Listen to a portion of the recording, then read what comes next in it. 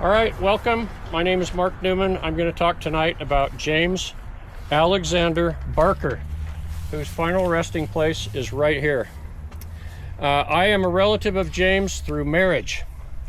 I got involved in a project with my wife and I got to study James, and it took me on a long path of many YouTube videos and a lot of books.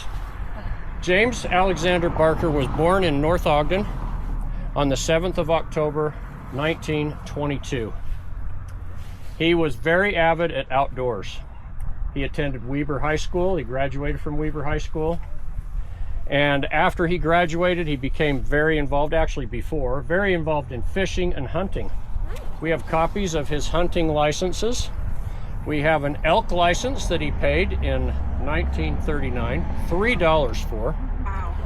We have a hunting license that he paid $1 for. But apparently trapping was really good, $5 for a trapping license. Wow. We have a $2 license in Jackson Hole, Wyoming for fishing. That was very interesting. And the most interesting piece of all of the things that we found in terms of receipts was from K. Meyer Sporting Goods on Washington Boulevard in 1939. 1940, James was 18 years old. It was for a 12-gauge Browning shotgun. He paid $15 down and 5 payments in successive months of $10 each until his 12-gauge shotgun was paid for. Shortly after that, World War II broke out in Hawaii, and all of the young men in the United States were subject to the draft, and James did not want to be drafted. He wanted to sign up voluntarily, and he found a group that he wanted to be a part of, and that was an experimental group of soldiers that were trained in mountaineering and in skiing and the outdoors. Does that sound familiar? It's what he really wanted to do. Now, before I go too far, it's important to note that James's mom and dad were owners of the Barker Dairy in North Ogden. They lived right down where the Walgreens is on Washington. That's where their home was. And James had 3 brothers and he had 5 sisters. 2 of his brothers were serving in the military, one at Bushnell Hospital in Brigham City, and the other was a belly gunner on B-17 bombers. If you want some hair-raising TV watching, look up B-17 belly gunners and look that up on your free time. Yeah, that was Julie's dad, that's correct. And his final resting place is right here, and his 2 brothers are right here as well. A lot of the Barkers are right here. James enrolled, and in order to get into this mountain division, he had to have letters of recommendation. The first thing I want to show you, and I'm just going to have to highlight it for you, but this was his letter accepting him into this mountain division. And you won't see this, but I'm going to tell you, James Hurlbut signed it, and he is the National Ski Patrol System. Wow. National Ski Patrol. He enrolled in the Army, but he was under the direction of the National Ski Patrol, which is very unique. Now, as World War II got started, Minnie Dole was a man that was advocating for this because the Finnish army drove the Nazis crazy in Finland because they would dress in white suits and get on their skis. We all know how good Nordic people can ski.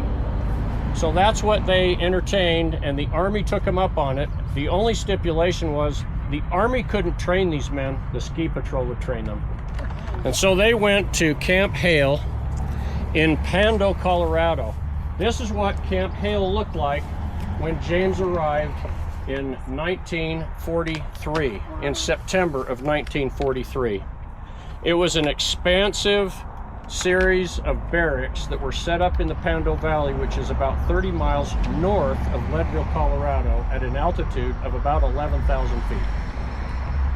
Pando, Colorado became known after that as an ailment that got to the troops called the Pando Hack. All of these barracks were fueled by coal. And at 11,000 feet in the wintertime, you can imagine how cold and how much snow they got. And all of that coal dust stayed low. And James, in his letters home, which he wrote frequently, we have many of his letters, he complained about the Pando Hack. I didn't read about the Pando hack from James. I read about it in a book about Camp Hale, but was interested to know that James knew about that. While James was in Camp Hale, he really wanted to have some fried eggs. Do you think the Army serves fried eggs? No. No. They're serving thousands of people. It's scrambled, and he came through the mess line, and he asked the cook, please, could I please once today have some fried eggs? The cook laughed at him. Behind James, his companions in the military, they said, come on now. James doesn't drink alcohol, he doesn't smoke cigarettes, and he never carouse with women. Give him some fried eggs. He got fried eggs on that day. Isn't that cool? Yeah. Well, he wrote while he was at Camp Hale about a gentleman that he met that was pretty world famous. His name was Paul Petzold. Paul Petzold started a leadership training group after World War II at the Tetons up in Jackson. He was a very famous mountaineer even as a young man. At 17 years old, Paul Petzold climbed the Grand Teton in cowboy boots. Oh my God. Okay? So that's the kind of caliber of man that was sitting there in Camp Hale, and he wrote about him in his letters home that he met Paul Petzold. And I found Paul Petzold in other books talking about famous survivors of the 10th Mountain Division. It was pretty cool.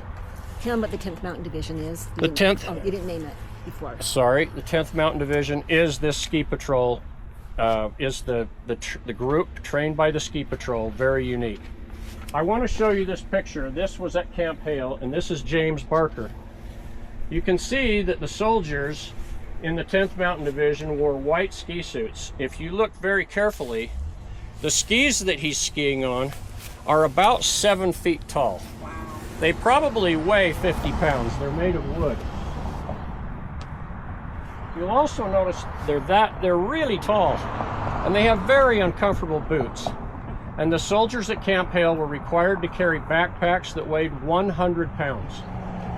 That's the training that they received, and up in the tall mountains they went in the middle of the winter time, getting snowed on. Some soldiers really didn't like it. In fact, they called Camp Hale Hell. That's what they referred to it as. In December, or I should say in September of 1944, James was shipped out to Texas to go from cold weather training to hot weather training. Makes sense, because they were going to the Alps. Okay? And then in December of 1944, he was shipped out, and they went over to Italy and arrived in Italy right after the 1st of January in 1945. When did the war end? May of 1945. Very close to the end of the war. All right, on the 18th of February, a battle was planned, and the U.S. troops in the Army had already tried this battle, and it didn't work. And they had bad luck with it. I'm going to paint the picture for you. I'm going to show you this map. Here we have a great big mountain, just like this one, okay? And then there's a pass. We'll call it the North Ogden Pass. And then the pass parking lot up there, we're going to call that Mount Belvedere, just so you can kind of get a feel. If you were a German soldier on top of this ridge right here, would you think that it would be possible for troops to come up that mountain? No. Straight up this mountain? No. No. So the Germans didn't guard it. But it was a strategic because they could shoot down into the valley, and that's how they repelled troops. And anybody that went up that valley was under fire from the Germans. So they determined that the way they were going to surprise the Germans was to go right up the face of that mountain, and that mountain was called Riva Ridge. And late at night, on the 18th of February, our soldiers, thousands of them, rappelled at night in the dark up that mountain. And they fed the German soldiers grenades for breakfast. And they took control of that mountain on the 19th of February. That was exactly according to plan, because on the 20th of February, the soldiers by the thousands in James's division were going up Mount Belvedere, and that was the critical piece to break through what we called the Gothic Line. That was a Gothic line that went up through the middle of the northern part of Italy into Austria and then on to Germany. It was critical that the U.S. controlled that shipping lane, basically, the Brenner Pass. And so early in the morning of February 20th, James and his squad of soldiers, James was a sergeant, he led them into heavy fire where the Germans were firing upon them, and James was hit in the chest with a grenade. He didn't feel it, and he passed away on the 20th of February with 192 other soldiers. There were 800 other soldiers that were injured. I should note that the 10th Mountain Division also rigged up a trolley system that became a forerunner for a ski tram. Only they did this by hand. They did this on Riva Ridge to get supplies up this mountain. They had to get supplies up because why? They're climbing up these steep, and it's heavy. And all those guns and artillery, so they build a tram to take the supplies up and to bring the injured soldiers down. Well, after James passed away, his mom and dad received this Western Union telegram. This is a picture of it. This is not a text message. This is how they came those days. And if you were a Western Union telegram carrier, it was not a fun duty to do. Read it. And they knocked on, I'll read it for you. The Secretary of War desires me to express his deep regret. That your son, Sergeant James A. Barker, was killed in action 20 February in Italy. Confirming letter follows. James was laid to rest right after that in a military cemetery. I can take both of those. In a military cemetery just south of Florence, Italy. And he laid in this cemetery, you can see, it's a very well-kept cemetery, for 3 years, until 1948. There stands on Mount Belvedere one monument to the 10th Mountain Division. And that is in honor of the soldiers that gave their lives so that we could push through and be successful in this battle. This is a patch you can see that James wore on his sleeve. This is the 10th Mountain Division patch. I want to tell you quickly about this. You can see these are sword handles, okay? And the ski tips of their skis are on the other end of the sword handles. They are crossed in the form of an X, which is a Roman numeral for 10, the 10th Mountain Division.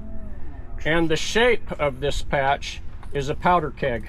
That was the inspiration to the 10th Mountain Division patch. 3 years after James passed away and was laid to rest in Italy, he was brought here and laid to rest next to his mom and dad, and then subsequently most of his family here in Ogden. What kind of debt of gratitude do we owe people like James Barker and the 10th Mountain Division? Let me just show you a couple of things. If it weren't for the 10th Mountain Division, you would have nothing to hang your keys on. That's what came from the climbers, the carabiner. Another thing, the 10th Mountain Division engineered down sleeping bags.